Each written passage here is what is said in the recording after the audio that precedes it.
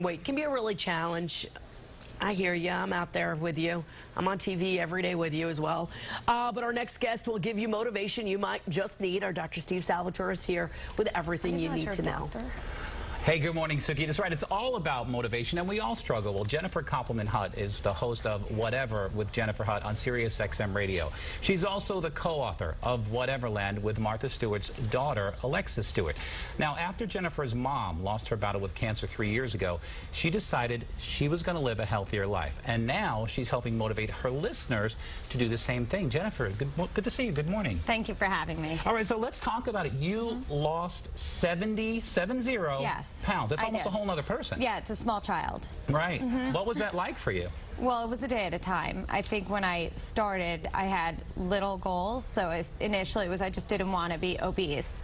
And then as it sort of built upon itself, I got to a healthy weight, which is great. Right. So when you were your biggest, how heavy were you? And what was your secret to getting fat? It was horrible. It was bad. I was close to that 200-pound threshold. Really? I didn't cross over, but I was way too close for comfort. Okay, yeah, there's a picture of you there. So how tall are you? Oh, 5'2". Right, so 5'2" and almost 200 pounds that we're talking about. Not good. All right, so what was it about losing your mom that made you live a healthier lifestyle? Because so many people, when they're faced with adversity like that, you know, they go into a depression, they eat more, and they gain more weight. Well, essentially what had happened was I had gained weight during my mom's illness. I took care of her. She had pancreatic cancer. And then when she passed away, it was, first of all, she died. She was 65 years old, so that was a big shock to me to lose my mother at that age. And nowadays, we're supposed to live a long time. And I sort of looked at my life, and I looked at my fat elbows, because in the mirror, like behind, I had big, and I thought, well, now's the time. I was 39 years old, and cancer loves fat, so it was like there were so many reasons why I had to lose weight. I didn't want to die. Right. I don't think people really understand that, and that's what Suki was just saying, and she just read that report. Cancer and fat do go together. All right, so you're a mother of 2. I am. Right. How do you get your kids to eat healthy? That's what parents want to know at home, because they're fighting that every day. So I starve them. You starve them? Yeah, well, I found that's effective, too. Yeah, because this way they're really hungry, and they'll eat whatever you put on the table. I don't starve my children, but they've seen my struggle, and they see their dad, my husband. We both work really hard to be healthy, because it's a day at a time. I mean, you know, if you've been fat and you lose weight, your body wants to be fat. So I have to be hyper vigilant about how I take care of myself. So by example, they see that, and they see that I calorie count, and they see that I make choices. We have sweets in the house. Sometimes I eat cake for dinner, but that's normal. I mean, that's the whole point. It's a balance. You're a role model, and at the same time, though, you're not restricting things so you don't feel like you're not getting things. It's understanding the balance. It's perfect. You have a web series called Tales from the Treadmill. Tell me about that. This is great for people. It's hilarious. So my website is justjenny.com. What I do is I go on the treadmill a lot. So I like to spend an hour on the treadmill as often as I possibly can, and I answer listeners' questions from my treadmill.